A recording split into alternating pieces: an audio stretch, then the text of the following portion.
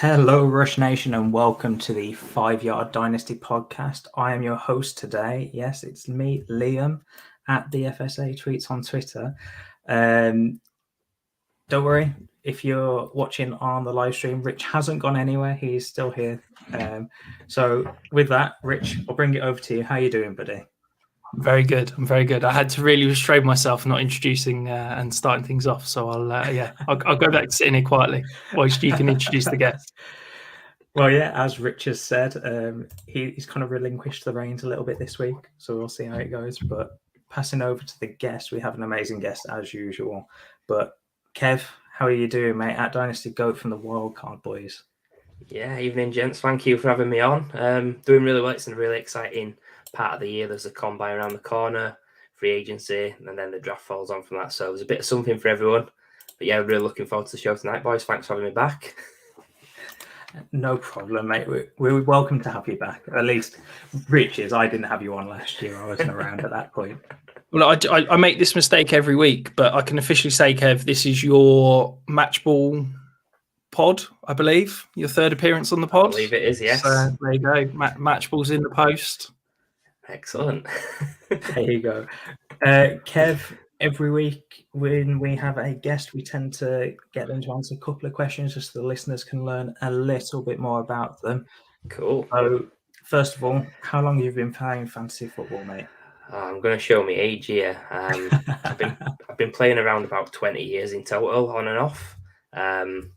Like most people, the most common route was redraft to begin with, playing on NFL.com. And then sort of the last 4 or 5 years, that's when I've really got into Dynasty. So yeah, currently in 19 leagues. That's a combo of Dynasty Best Ball, and Devy. I've got rid of all my redraft leagues now. So yeah. No redraft at all? No redraft. Even my home league, I had to get rid of it because I just found it really boring, really monotonous. And I just wanted to get that Dynasty experience. So yeah. So you're doing it for the listeners then, making sure you got your content and your brain on Dynasty. Exactly, yeah. Exactly. It became a chore. I wasn't enjoying it, so it was the right thing to do. I've done the same. I've got rid of most of my redraft leagues, but my home league, I just can't let it go. It's the one that's holding on. We've been going for what are we now, 15 years, something like that, and it would feel a bit harsh to just cut it and say goodbye. So you're a braver man than I, Kev. Yeah, you're a nicer bloke than me, Rich. So, Kev, how did you get into producing content? As we said, you've dropped all your redraft leads to be a bit more Dynasty focused. But how did you get into it from the start? Yeah, so 4 or 5 years ago, listening to Fantasy Football's podcast, and they was talking about Dynasty, which I've not come across yet. And it just sounded like a deeper, more exciting experience. So I thought I'll start up a Twitter account, I'll do some research. And then I thought, what better way to research than actually start writing? And I joined the Fantasy Football Astronauts as a writer. And then that developed into a podcast for them. And then 18 months ago, that's when Fantasy Wildcard started. So here I am today. I think Kev's being far too modest there. I think the British Ballers, as it used to be known, was. Yes. I'll be honest. It was one of the things that inspired me to start producing content. So yeah, it was a fantastic listen with Kev and Rich, who's obviously a previous guest of the show as well. Yeah, I remember listening to the British Ballers. It wasn't very regular, but I do remember listening. And then I again remember listening to the Astronauts as well. And I enjoyed both shows, but I wasn't massive into it then. And then it kind of exploded about 2 years ago. And then Rich collared me into doing content. So I'm going to blame Rich for you having to listen to me every week. No, it's all good. I've enjoyed it. But guys, some news dropped this week. Well, today, as we record on Monday, the London games or should I say all international games dropped, or at least the home teams. So over in Mexico, Arizona is going to be the home team there. Over in Munich, you've got the Bucks as the home team. And then in London, I'm extremely happy about this, as I'm sure you can imagine. The Jags, the Saints, and then the Packers have got home games. So that is Packers confirmed. I text my girlfriend as soon as I saw the news at 2:30, I said, "Get your bank account ready. I'm 100% going to that game." So she's buying you tickets, is it? Oh no, she's not buying me tickets, but whoever needs to purchase the tickets on the day when they go on live will need probably quite a bit of money. So, are you going to try and go, Kev? It's a tricky one. If I'm going to do it, I'll pick one out of the three. I'm not hardcore enough or rich enough to do all three of them. But yeah, it's quite tricky to get tickets. I think you've either got to pay up early or get lucky, really. I've been to a few of them before, and the fantastic days out. Yeah. Which one would you want to go out of all of those three, just from the home teams right now? I mean, I don't want to brown nose or anything, but it's the Packers, isn't it? I mean, the last team to come over here to the UK, I believe. They've got a massive fan base over here. And they are one of the traditional, amazing NFL teams over time. So there's a lot of history there. I prefer it with Aaron Rodgers rather than Jordan Love, but we'll park that for now. Well, who knows? Trevor Lawrence could be the quote-unquote best quarterback with the community from the 3 London games going into next year. But yeah, Rich, we're definitely getting Kev back on because that was the correct answer. Passed. It's not a Jets game, so I'm not interested, I'll be honest. So, guys, let's go into the only segment of the show. Let's get into the main content. So we brought Rich on to talk about undervalued veterans. Kev, you brought 3 veterans. I bought 1, so I'm slacking. And then Rich has obviously got 2 just to round that out to a nice even 6. Do you want to start us off with your first one, Kev? Yeah, I sort of teased it a little bit in the last comment I made then about Rodgers and Jordan Love. But yeah, I just thought I'd start off nice and steady, picking a guy that Rich called an off-season target on the Dynasty Drive. And Liam, he's played a Hall of Fame level career for your Packers. It's my first undervalued veteran is Aaron Rodgers with his current ADP of QB 13. I'm truly amazed that the general public consider Rodgers a Dynasty QB 2. Basically, every season known to man that he's finished, he's been a top 9 QB. And he's always near the top of the league in QB1 games, which is exactly what you want in your anchor QB, someone that's consistent. People get scared off by the age, which obviously Richard spoke about before, but these are the same people that just saw Tom Brady finish as QB3 almost 5,500 passing yards at age 44, 6 years older than Rodgers. And then the other knock is the uncertainty, where will he play next season? But trust me, Rodgers is that good. He'll be a QB1 wherever he lands. The Packers play at a slow pace. They've got one elite weapon in their receiving game. The 2 most likely places they would go outside of Green Bay are the Broncos and the Steelers, who both have got receiving options that, in my eyes, are far superior to the Packers. And I do think if he does move, it's a similar path to Brady, where he actually moves late on in his career and actually his fantasy production goes up.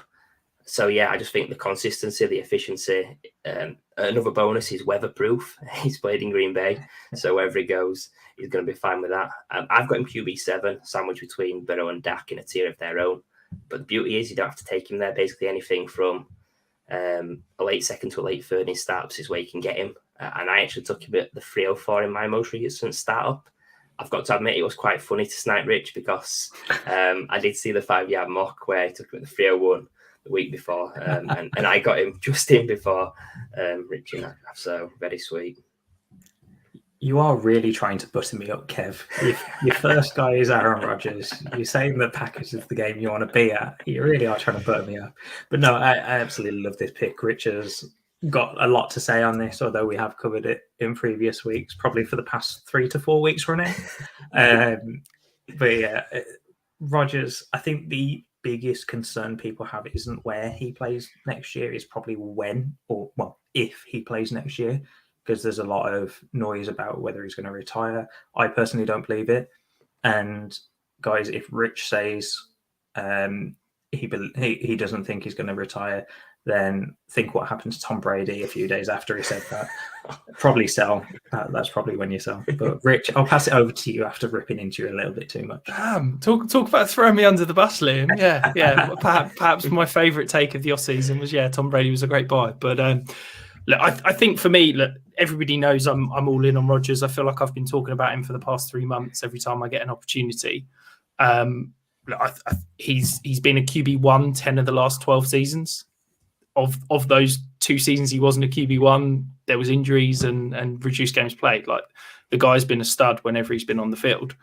The only concern you can have is he going to play? Because I think it's a case of, if he doesn't retire, he's going to be a stud. So you can get him at, as Kev said, QB 13 price at the moment. You're basically getting a top 7-8 QB.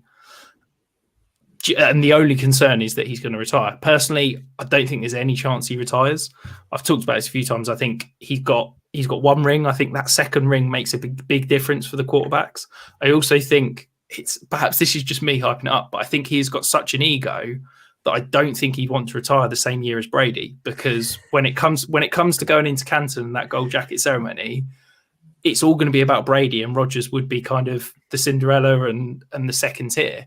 Whereas I think Rodgers is going to want to go in a year where, he can be the kind of the belle of the ball and that big, number 1 guy going into Hall of Fame that year as a first ballot. So I can't see any world where Rodgers retires. From a contract standpoint, he's obviously got this 1-year contract with the Packers this year that, he's got some leverage to potentially try and force a trade. But if he's either going to stay in Green Bay, and if he stays in Green Bay, he's signing an extension to try and free up cap space. If he gets traded, he's not going to get traded, and the team's not going to pay something to the Packers for potentially 1 year of Rodgers. So he's going to sign an extension. So you can almost guarantee there's going to be 2, 3, probably 4 years left of Rodgers. The only concern is, as we said, that he retires. And for me, I'm diving all over that potential concern about, is he going to retire? Because if it gives this much of a price drop, as I always say, QB age is the most overrated aspect in Dynasty, and Rodgers is the perfect example of that. I think with Rodgers, a lot of people are looking at his age and thinking, oh, it's prime time to retire. But as you said, he's had enough of a chip on his shoulder for his entire career, being the number 2 behind Favre for 3 years, having the whole draft situation of San Francisco not drafted him and then dropping all the way back. He's always had a chip on his shoulder, so that totally makes sense. And the other thing is, if they bring back Rodgers, I can't see a world where they don't try and bring back Adams as well. I just don't want to see it. The biggest concern for me with Rodgers, other than the whole retirement piece, which I don't think will happen because he's late 30s and he's expressed interest in playing into his 40s anyway, would be around the wide receiver core next year. It is just Randall Cobb, who is on a monstrous deal for what he did last year. He was like, I think it's $9 million, and they can save $7 million on the cap if they were to cut him or restructure or whatever. So that's going to happen in some capacity. And then Amari Rogers, who didn't show anything last year. I still hold out. I was going to say, is that you admitting that Amari Rogers is rubbish? Oh no, I just saw him on the special teams, and I don't want to see that for him because our special teams was awful last year, including him. But I hold out hope. But Kev, are you concerned about the lack of potential weapons in Green Bay, or do you think they're going to bring someone else in? I just think Rodgers is that good. He's that consistent. Even when Adams has been out of the lineup, he's done great. So, yeah, no concerns. I think, honestly, like if he had the weapons Brady did this season, he'd have been QB1, I think. I mean, he was good enough. And that's without the rushing. Yeah. So let's hand it over to Rich. Who have you got for your first undervalued vet? So I'll be honest, I struggled a little bit with this because basically Kev picked all the guys that I'd have wanted to talk about. So we're having to go in my 4th and 5th options rather than my top 3. But yeah, I've gone with Keaton Allen. He's currently the wide receiver 22. I think that we see it every year where guys get to that age 28, 29 season and it becomes consensus sell and they start dropping down kind of ADP values and that kind of thing. And I kind of get it because the thing with Keaton Allen is that you're paying for a reduced length of his career on your dynasty roster. So I do kind of get that. But I don't think he's the kind of player that's going to age poorly. I wouldn't be shocked if you're going to get another 2-3 years out of Keaton Allen at elite production. He's in arguably one of the most exciting offenses in the league with, I know Kev will big him up, but one of the most exciting young quarterbacks in Justin Herbert. Why wouldn't I be excited? Keaton Allen, he's a, quite frankly, below average athlete in terms of NFL times. Yes, he's a far better athlete than I could ever dream of, but in terms of NFL aspects, he's a below average athlete. He wins on nuanced street running, and that is the kind of thing that ages well. And I just don't see any reason why Keaton Allen's going to not put up, fringe wide receiver 1 seasons over the next 2-3 years. And if you can get him as a back end wide receiver 2, even a wide receiver 3, you'll probably get him for a late first, to be honest, in most leagues. I think at the moment, I think where we're in that age obsessed rookie fever timescale, Keaton Allen's just falling down draft boards and people aren't valuing him. So I really believe that he's a nice, sneaky kind of buy to get you, solid wide receiver 2, wide receiver production for the next 2 years. And yes, you're probably going to not get much return on your investment in 2 years' time, but you're buying that asset or you're retaining that asset knowing that you're basically riding it until the wheels fall off. And I really believe that Keaton Allen's one of those guys that is being chucked on the kind of scrapyard too soon. I mean, looking at his past 5 seasons with the Chargers, he's been at worst wide receiver 14 in PPR. And that's the only season where he's been a wide receiver 2. He's always been a wide receiver 1, which is crazy. He doesn't seem to be slowing down. Kev, do you have anything to add to that? He's only had 1 season under 1,100 yards, and that was 2020, where he had 992. I just don't see a world where that doesn't change, to be honest. Yeah, to be honest, I think part of your wide receiver core when you're building your teams is having a consistent guy, and Keaton Allen's exactly that. He's always around 100 grabs. He's always in that 6 to 8 touchdown range, so you know exactly what you're going to get from him every week and every season. He's going to be age 30 next year, but I play on 2-year window, so I'm confident that he'll remain like this for 2 years. And then, like Rich said, the way that he does play, the way that he wins with technique, with route running, as opposed to athleticism, it's going to age really well. I see a guy like Mike Evans, who I do like. I'm still high on Mike Evans, but I think he's going to have a worse transition into his 30s than Keaton Allen. So to see him go ahead of Keaton Allen is quite interesting. But there's like other guys at wide receiver 22 value. I'd much prefer to take Allen there than guys going above him in ADP, McLaurin, Devontae Smith, even your guy, Rich Elijah Moore. I prefer to just wait a little bit and get Keaton Allen, just because I think there's a bit of a tiny wasteland, I feel, between sort of 15 and however far you want to go. I think it's better to wait at wide receiver at that point. What about you guys? I like that. Rich, do you want to take it away? Yeah, I mean, to be honest, I kind of disagree in terms of waiting, because I really like Devonta Smith in that range. I really like Chris Godwin in that range, and I'm going to love Elijah Moore in that range. But I agree with you. I think Terry McLaurin is certainly one that I couldn't agree with more. He gets thrown out in. It feels like every year of Terry McLaurin's going to be a stud. Terry McLaurin's going to be a stud, and it's like, yeah, no doubt, Terry McLaurin is a very good wide receiver. But I think he's never been a top 20 receiver in his 3 years. Like it just feels like he's a solid wide receiver 2 and never going to be anything more. Yet for the past 2 years, he's been drafted as like a top 15 receiver. And I just can't get my head around it. I absolutely agree that there's no way I'm taking Terry McLaurin over any of those guys you named. Keaton Allen, Mike Evans, Amari Cooper. Give me those 3 all day over McLaurin. I think with McLaurin, you're probably looking for that QB upgrade, and that's probably what a lot of people are hoping for. I just don't know whether he's going to get it this year with the free agency class of QBs.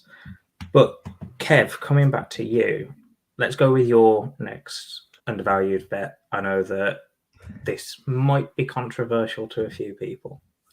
Yeah, well, I mean, first of all, I didn't want to come on an undervalued show and just list guys that are way down the board at running back 40, wide receiver 80. I think the deeper you go, most players become value. So I went for a guy that's currently got the ADP of running back 4, a former and future league winner, Christian McCaffrey. You might ask me, how can it be undervalued at running back 4? There's not a lot of room to go up in value. I mean, first of all, I think the startup ADP pick of pick 18 is tremendous based on DLF. If you want to, you can start with Lamar and then swing back for McCaffrey. And to be honest, I don't think there's a better QB running back combo in your startup drafts to that. But the main place that I like McCaffrey's value, it's of being undervalued. It's existing Dynasty leagues. I think running back 4 is pretty close to being correct. I've got him running back 3, possibly running back 2, depending on the league and team build. But ADP has him above Najee and he has Javonte just below him. But I'm confident that you can get CMC plus for both of these assets. I think the consensus don't want to pivot from a young potential stud running back to an older guy at 25. But yeah, I think when he's healthy, he's untouchable. Not even Jonathan Taylor can get near him when he's on form. Look, I get the concerns. He's coming off 2 injury hit seasons, but when he's on it, he's producing like a legend, 26.62 fantasy points per game in his last 2 healthy years. Even last year, he eclipsed 24 fantasy points per game in all 4 of his games that he played at least half the snaps. And you've just got to think, if you're getting just 3 quarters of Christian McCaffrey, he's going to give you running back 4 overall numbers. I know ADP's got Javonte below McCaffrey, but I'm super confident that if you own McCaffrey, you can get Javonte straight up in those leagues. And in my eyes, the league-winning move, what I would do as a contender is moving either Najee or Javonte and this year's first to go and get McCaffrey and next year's first. That's a move I'm going to have to listen to because I've got Javonte and I'm thinking about selling him at this point with his price currently. I might have to take you up on that, Kev. Rich, how do you feel about that? Because CMC is a name that I kind of raised my eyebrows when I saw it, but I like it after you may have convinced me there, Kev. Ooh. I think I don't want to come on and really disagree with Kev, but I think I'm going to. So yeah. Look, I don't disagree with him being undervalued. I think, if he's healthy, if he's producing, then yeah, you can get him at RB4 for the next 2 years. That's fantastic. Where I have real concerns is I think that you're at running back 4 prices. I don't know if you're going to get return on that investment because you're basically, to pay that up, you're needing 2 kind of probably top 5 seasons to pay off that investment. And I just think that we're running out of time for that to happen with McCaffrey. I think I'd be concerned going and buying him because I'm really terrified about that entire offense, to be honest. The offensive line is an absolute joke. I just don't believe in that kind of whole regime and anything there, to be honest. So I'm very concerned about CMC moving forward.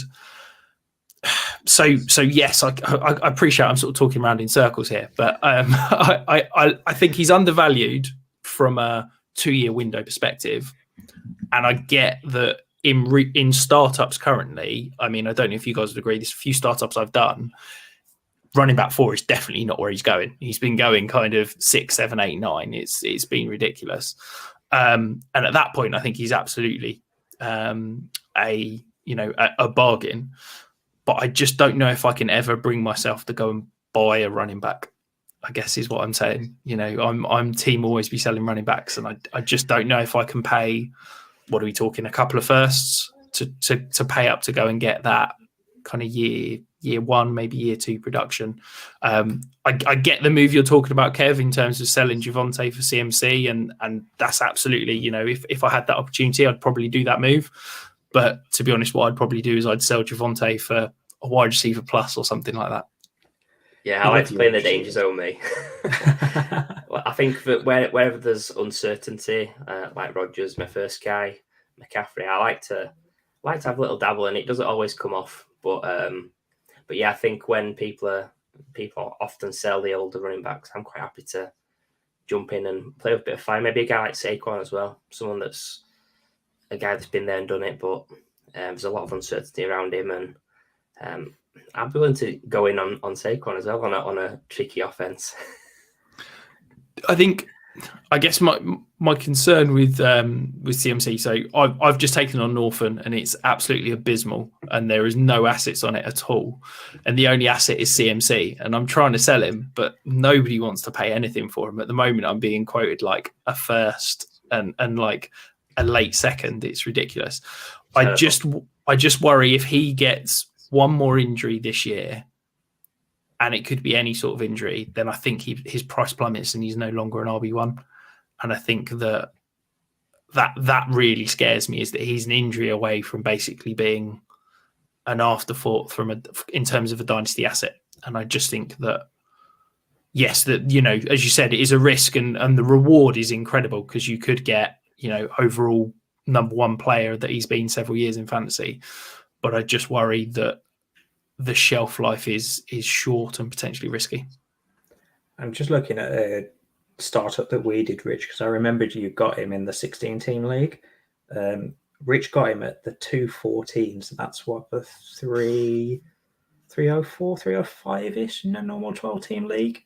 No, it's later than that, isn't it? Is it later than that? So it'd be 30 picks, so it'd be the 307? 306, I wasn't too far off. Come on, Rich. 2 picks is everything.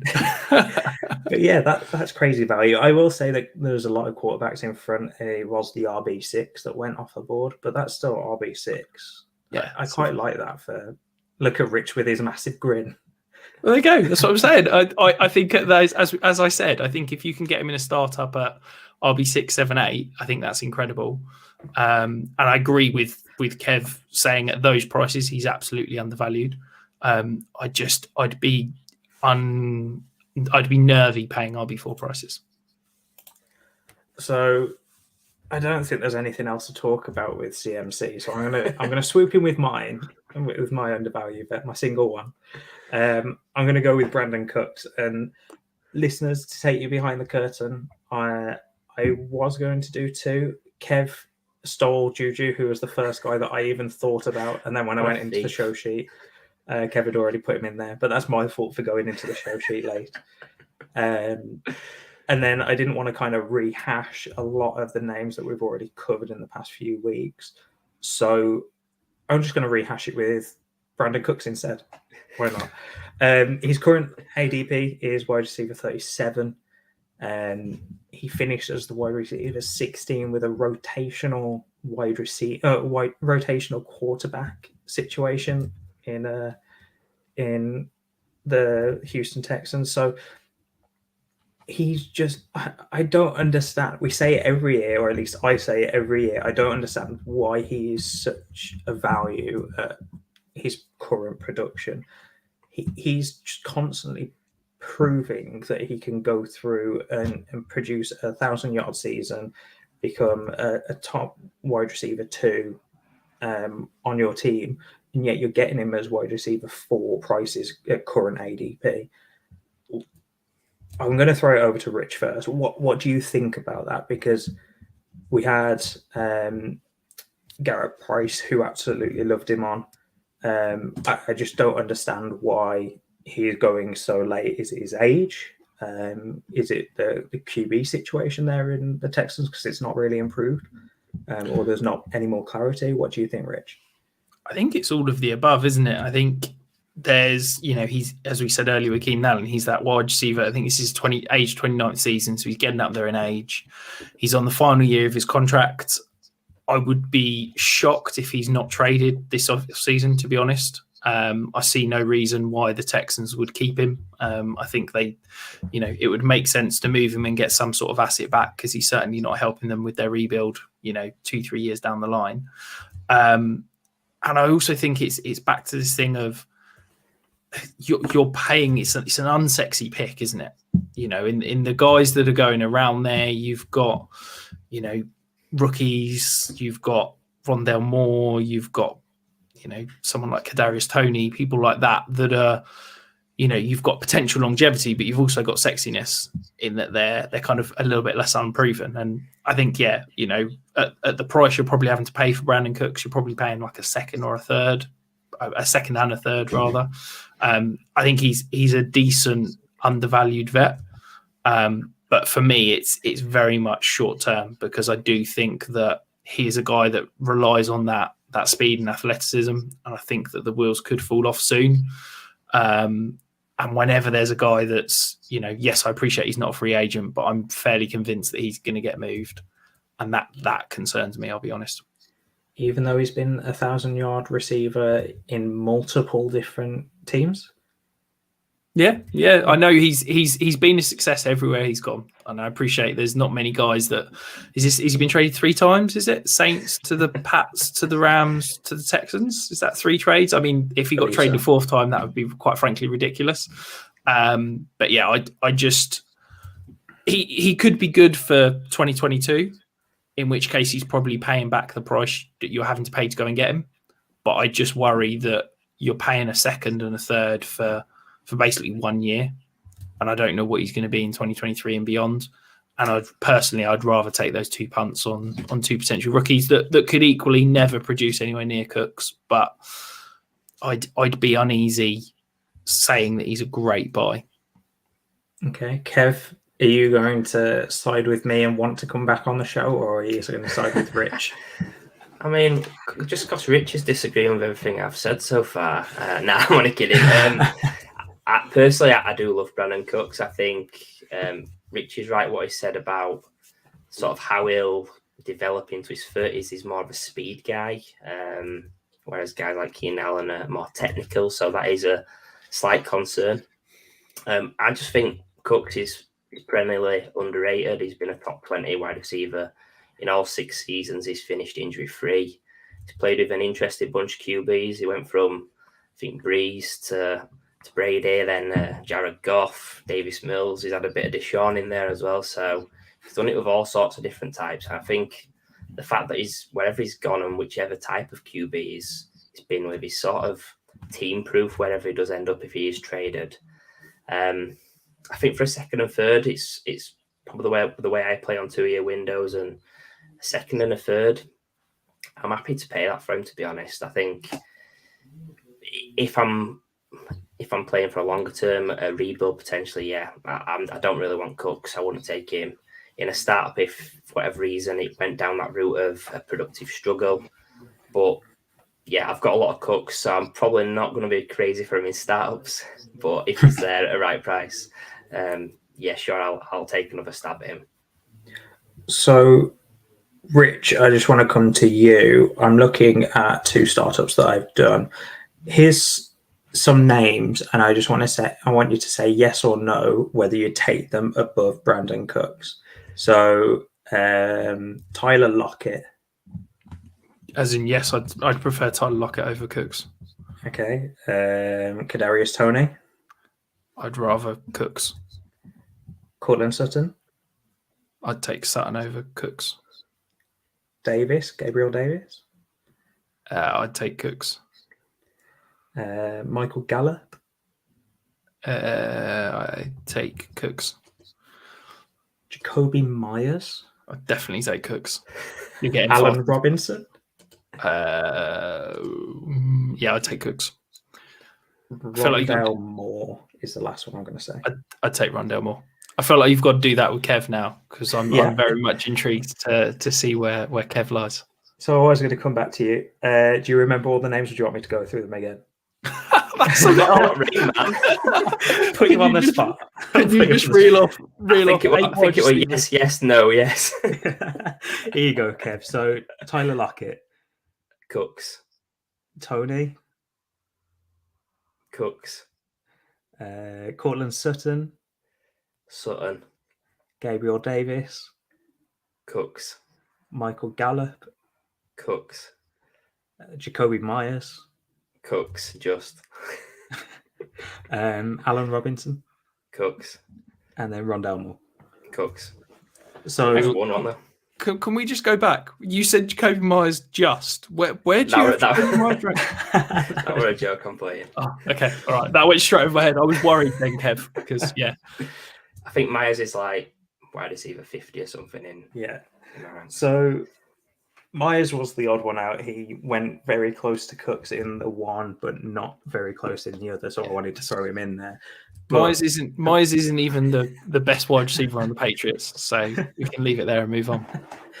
But those names that I called out are all names that are very similar ADP, and to me, I don't want the majority of them. Yes, there are some like Tyler Lockett, maybe Cortland Sutton, but the rest of them I'd take Cooks over. And I think from a startup point of view, that's probably where I'm coming in with this. I think if you go with a rough price of a second and a third, you probably don't get the deal done because the person holding Cooks, unless they're in a rebuild, they know the value that he brings every season. And even though, yes, it's week on week rather than being a season long, and he's a bit more up and down during the season, I do think that the owner will think a second and a third is probably not enough. But if you can get him for that, brilliant. I don't know what you would be willing to pay, Kev, for him. Yeah, it's an interesting one, isn't it? I don't generally have to go out and acquire him because I take him in all the startups. So, I think if you're trying to buy him, now's it's close the time. to 2 seconds. It's close to 2 seconds for me, I'd say. I think if you're buying him, now's the time, isn't it? Because we're in that age-obsessed rookie fever, and everybody's, age 28, 29 wide receivers. You've got to get rid of them now. So yeah, I think if you're buying Cooks, you can almost buy him now and sell him for a profit in 6 months' time once we get into redraft mode, can't you? Talking about someone that you could do that with, I believe we can do it with Kev's next undervalued vet. I did tease it earlier, so if you're listening very closely, you know who it is. But Kev, you may as well introduce them anyway. Yeah, I'll finish with my last guy. He's a player that's been a top 8 wide receiver before. He's only 25 years old, and he's now ranked wide receiver 34 in ADP. A slight hint earlier on. Steelers free agent wide receiver Juju Smith-Schuster.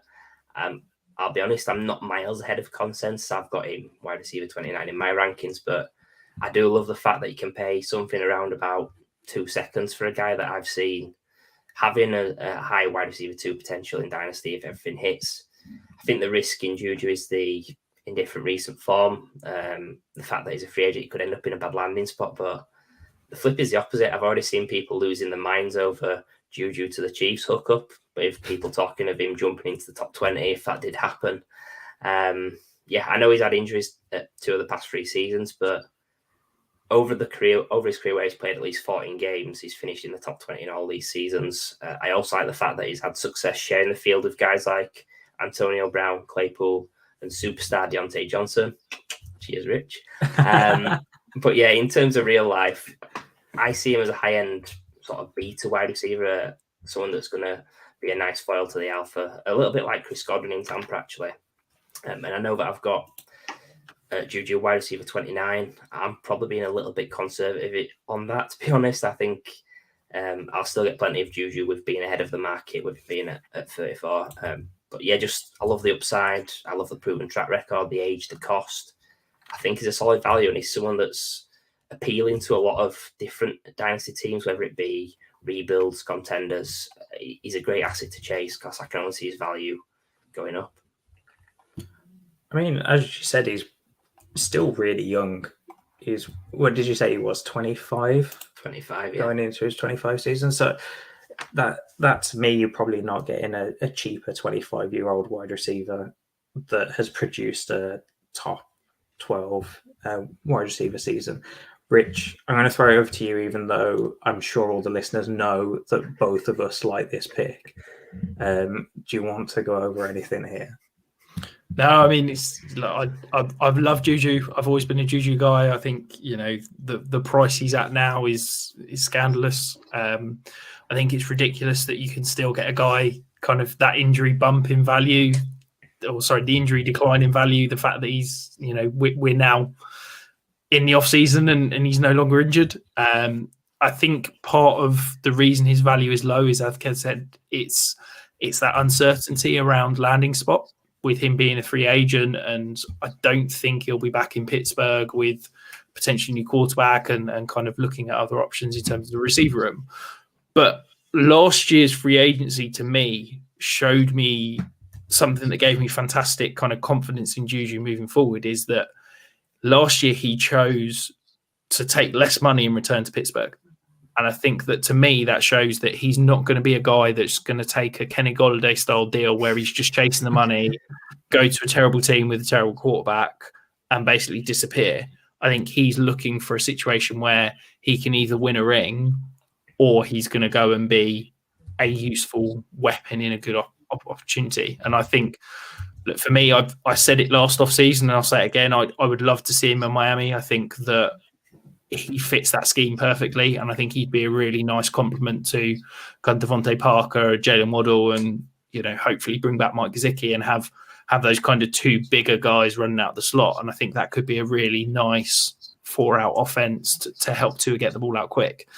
I think there's plenty of other places that I'd love to see him go, but I'm really not concerned about him finding as I said, a Kenny Golladay style off season where he goes somewhere, chases the money, and ends up kind of disappearing. Someone right now, Rich, is screaming in their car from their drive home from work because you said that he chose the good situation in the Steelers after having reports that last year the Chiefs offered him a deal and he declined it. Right. I want to. This is going to be a rant, so I apologise. Okay. The Chiefs is not a good landing spot for another wide receiver. Okay. We have seen it time and time again. That offense runs through the two stars in terms of Hill and Kelsey. There is not enough volume to go around to go and be a stud. Okay. We can see a lorry load of people come in. Everybody hypes up, whether it be McCole Hardman, whether it be blooming Josh Gordon coming back, whether it be Sammy Watkins.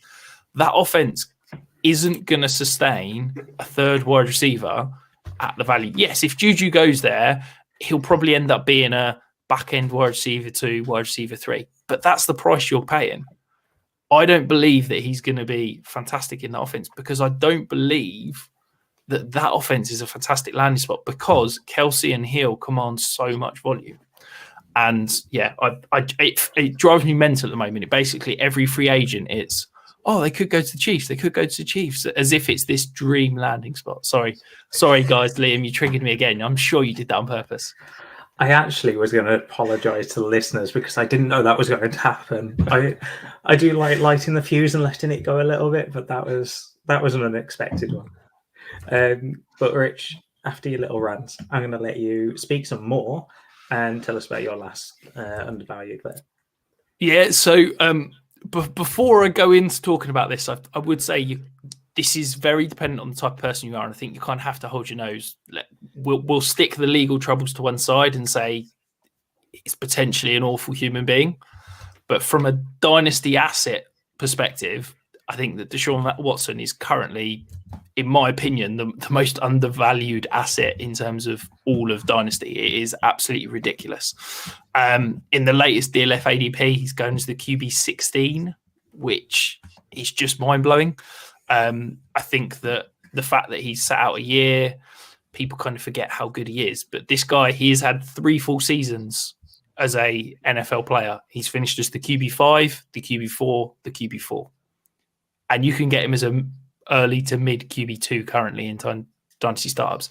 Yes, there's the uncertainty around will he play again, quite frankly. And I think that at age 25, 26, I'm not concerned. I think even if he were to go away and spend, a year or 2 in prison, he's going to come back. We saw it with Michael Vick. He spent 5 or 6 years away from the NFL, came back with Kev's Eagles and was a fantasy star again. I truly believe that Deshaun Watson's, that's the worst case scenario. The best case scenario, this case either gets thrown out or perhaps he, settles and gets like an 8-game ban. But at quarterback 16 prices, as soon as he's back on the field, he's immediately a top 5 quarterback. So this is a guy that you can probably get for what are we saying? Maybe a first and a second, kind of maybe a little bit more in Superflex leagues. But as soon as he's back on the field, he's probably worth 3 firsts. We're saying a top 5 quarterback is worth. Yes, you've absolutely got to hold your nose and accept that he's a deplorable human being. And, some people for that reason won't want to roster him. But it just feels like at the moment, everybody's just going, well, I don't really know what to do with Deshaun Watson. So he just sort of sits there untouched. And I just think that he's easily, if I'm rebuilding and I'm not looking to contend in 2022 and you've not got Deshaun Watson on your roster, I'd question what you're doing, because I don't think you're doing dynasty right, because it's ridiculous. How can you be saying there's a potential top 5 player at the position that I can get at an absolute bargain price, but I'm not going out to try and buy him? It's, yes, as I said, he's a horrific human being if everything that's come out is true. But from a dynasty asset, easily go out and buy him. So, Kev, With us saying, or I say us, I'll say Rich is saying, because I'm not 100% sold on the price. That is roughly around a first and a second at the moment. I want to translate that into the 2022 picks, just because that's probably what most people are going to be looking at right now. What is the earliest pick that you would give in the 2022 draft for Deshaun Watson if you were going to trade 1-for-1? Yeah, I think for me the biggest thing with Watson is sort of where first of all where you rank him. I think it's really hard to put a spot on him. You could put him at QB 12 and get him. You could put him at QB 6 and get him. You could put him at QB 15 and get him as well, probably. So the ranking's pretty hard. In terms of draft picks for this year, Rich hit the nail on the head that first of all is a premium QB trade target for any rebuilding team. But the draft this year, my notes it's actually pretty funny you've asked me this because I've wrote my notes down and it's just perfect how it's led into it. I just put the move to make if you hold the 101 and Malik Willis gets the expected round 1 draft capital is to pivot to Deshaun Watson. I think people would do that. People would see Malik Willis. I predict if he does get first round draft capital, he'll go before Watson in startups. I think in a rebuild, you've got time on your side. I think I'd much rather have the certainty of Watson as that future top 6 dynasty QB, as opposed to a lottery ticket of Willis, who, in an absolute best case scenario, you're hoping for Watson type production. Rich, throw it over to you. 2022 picks. Yeah, so just to give you some kind of background research, so keep trade cut their current value, so they would rather have the 102 over Deshaun Watson straight up. Okay, so that's where he's at in terms of kind of general consensus at the moment. For me, so in my kind of trade value chart, so I've got Deshaun Watson as worth the 101 and the 109 put together. Now, I don't think you have to pay that at all, because I think if you're offering that to anyone, they're smashing accept straight away. But that's how much I value him over the 101, as Kev said. And I think if you were to offer the 101 for Deshaun Watson, apart from, there'll be some leagues where people like us see the value and the potential and won't want to trade him. But I would be shocked if that trade 101 for Deshaun Watson didn't get accepted in like 70 to 80% of leagues. And that's the thing as well, like the 101, we're assuming it's Malik Willis. They might fall in love with someone else. They might want a Treylon Burks, think that he's the missing piece and they've got this asset Watson on the bench and they want to make that push. So, I mean, Watson's going to be a massive value whenever he comes back. So, for both of you, I'll come to Kev first. If you had the 101 and you went out to get Watson, would you be trying to do that right this second, or would you be waiting for the draft pick to gain more value closer to the NFL draft and those rookie drafts?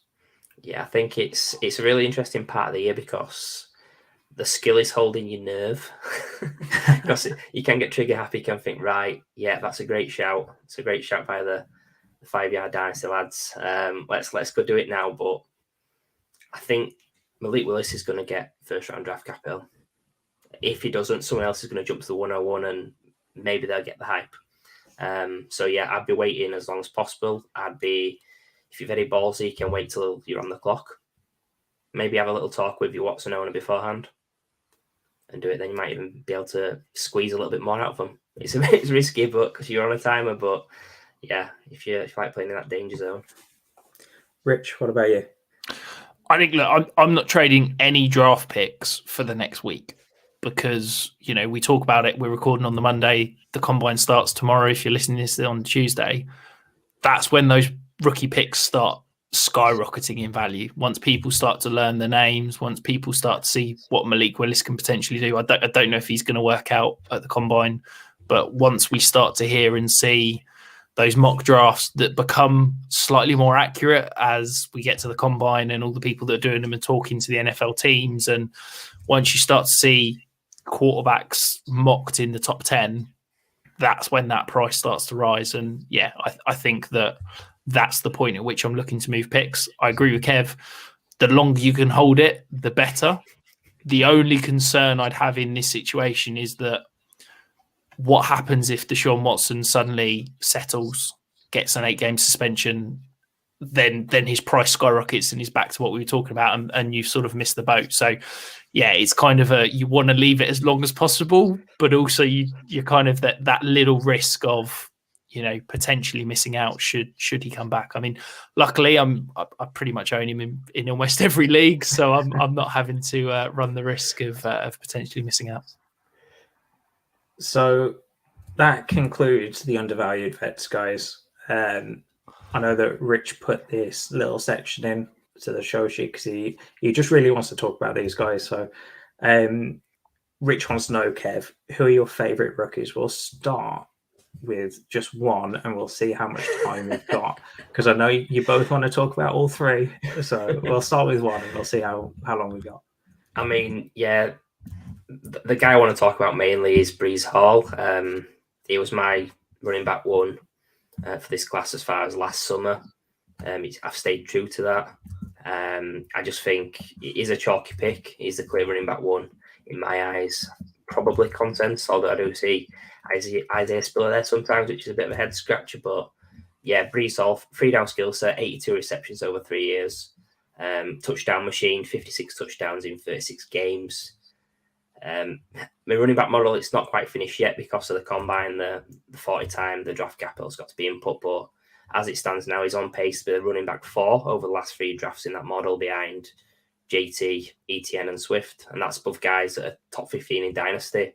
Najee, Javonte, Akers, Dobbins, Gibson. So, yeah, I'm really excited about Breece Hall. I'm hoping you're the same, Rich.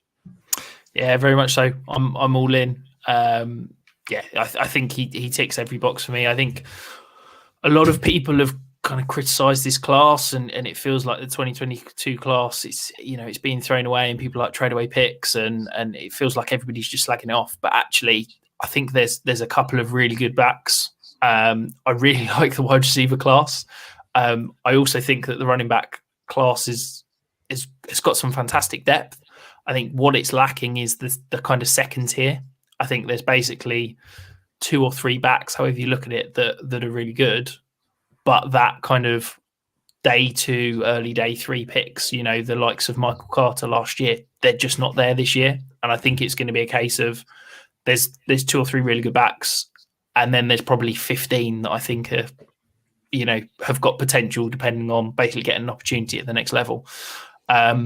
I really like Breece Hall. He ticks every one of the boxes for me. He had, fantastic breakout age, looking at yards per team rush attempts, best receiver market share. It ticks every box that I use in my model. I think he's got the potential to be a fantastic player at the next level. My concern is he doesn't have that kind of elite breakaway speed. I think that he's going to be caught from behind a little bit at the next level.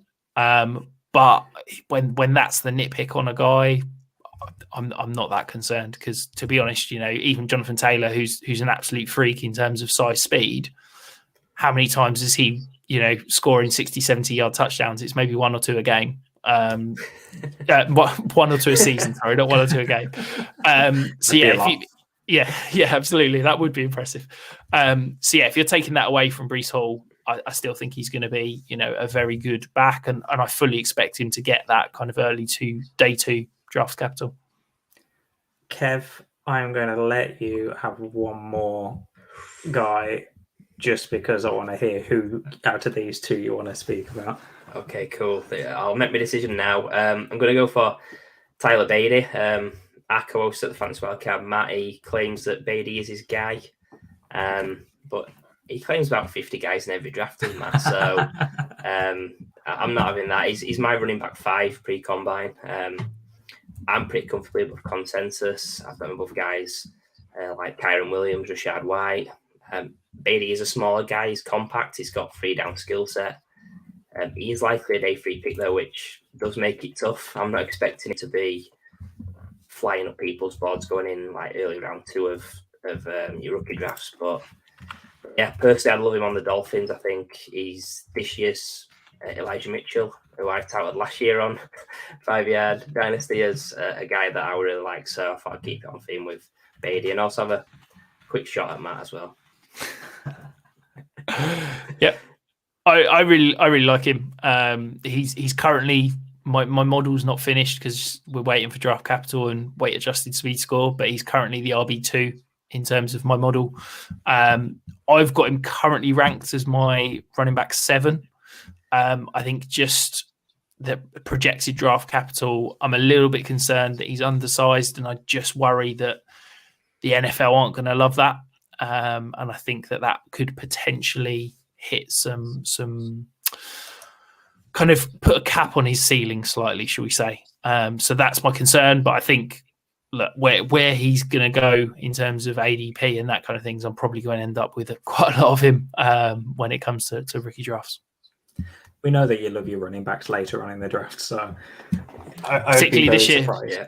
Particularly this year, I wouldn't be shocked if, in a Superflex league, I reckon once we get to middle of the second, I'm probably not touching any player other than a running back at that point because, I'm not sure the depth at wide receiver is quite there, and I never draft a tight end in a rookie draft, so yeah, I'm pretty good there. Anyway, Kev, that was great to have you on. An absolutely amazing podcast. Can you tell the listeners where to find you? Yeah, just first of all, thanks for having us back on. It's been an awesome evening. I've had a great night. We've had some great takes. We've had a good chat. We've not fallen out that much. You can find me on Twitter at Dynasty_GOAT. Also the co-host of Fantasy Wildcard, who you can follow on Twitter at Fantasy Wildcard. Got 2 amazing co-hosts as well, Matt and Ali. They're worth a follow. They put out better content than me. So if you don't follow me, I'd follow them too instead, actually. So yeah, just give us a look. We have this podcast on a Tuesday, as streams on a Wednesday at 8 p.m. UK. So yeah, check us out, and thanks again, guys. Awesome. Thank you very much, Kev. Our listeners. 8 o'clock on Tuesdays, that's when we stream. No, that's a podcast. They stream on a Wednesday, Liam. Okay. You can tell Liam doesn't watch. He obviously just listens.